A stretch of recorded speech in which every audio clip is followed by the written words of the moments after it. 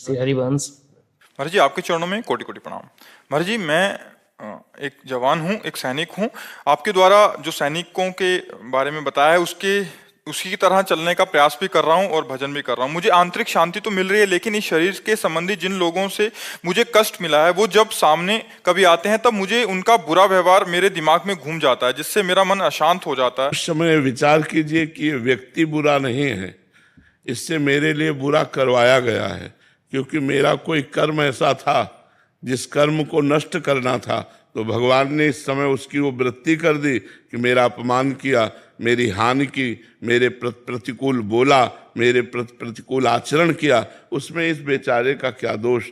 मेरा ही कर्म, निजकृत कर्म भोग सुन भ्राता। मेरा ही कर्म था जिस कर्म ने मुझे दुख दिया, तो उस पर गुस्सा न करे। कोई हमें दुख सुख नहीं दे सकता, ये बात ध्यान रखना।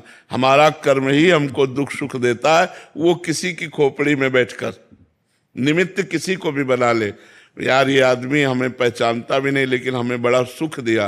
और एक आदमी है कि जरा सा धक्का लग गया, पिट दिया और बड़ा वैर और बड़ा विरोध खड़ा हो गया, वो कर्म हमारा। एक गौतमी नाम की तपस्विनी जंगल में रहती थी, महाभारत की कथा है, भगवान व्यास देव जी ने लिखा है।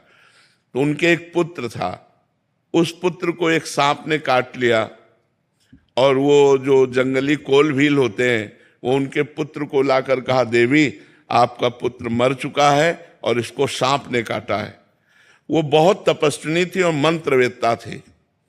उन्हें तुरंत सर्प का आकर्षण किया और सामने बुलाया और कहा, मैं तुम्हें भस्म कर दूंगी, तुमने हमारे पुत्र को मारा, ध्यान से सुनना।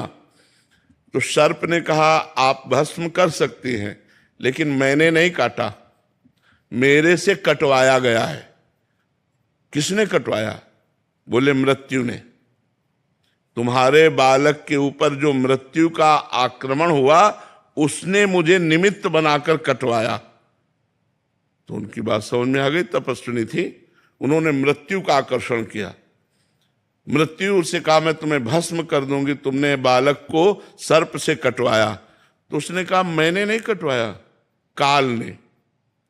काल के द्वारा मैं मृत्यु प्रेरित थी और मैं मृत्यु से प्रेरित होकर सर्प ने काटा। मैं तो एक निमित्त, मृत्यु ने कहा, वो तो काल है। काल का आकर्षण किया और काल महाबली भगवान का स्वरूप है।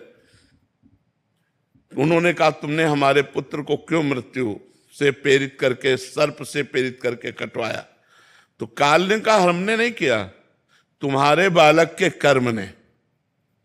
कर्म से प्रेरित काल, काल से प्रेरित मृत्यु, मृत्यु से प्रेरित सर्प। घूम के बाद कहा है कि तुम्हारे बालक का कर्म ऐसा था जिससे इसको सर्प ने काटा।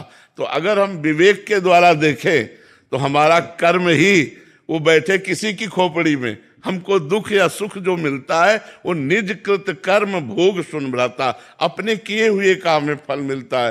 तो कोई आदमी हमारे साथ दुश्मनी कर रहा है तो मेरे ही किसी जन्म का कर्म या इस जन्म का कर्म उसके दिमाग में बैठकर मुझे प्रतिक्षण दुख दे रहा है। इसलिए मुझे सहन करना चाहिए और उस व्यक्ति को क्षमा करना चाहिए, क्योंकि कर्म मेरा ही उसके ऊपर सवार है। ईमानदारी से सत्य बात मानिए, ऐसे कोई दुख सुख किसी को नहीं देता है।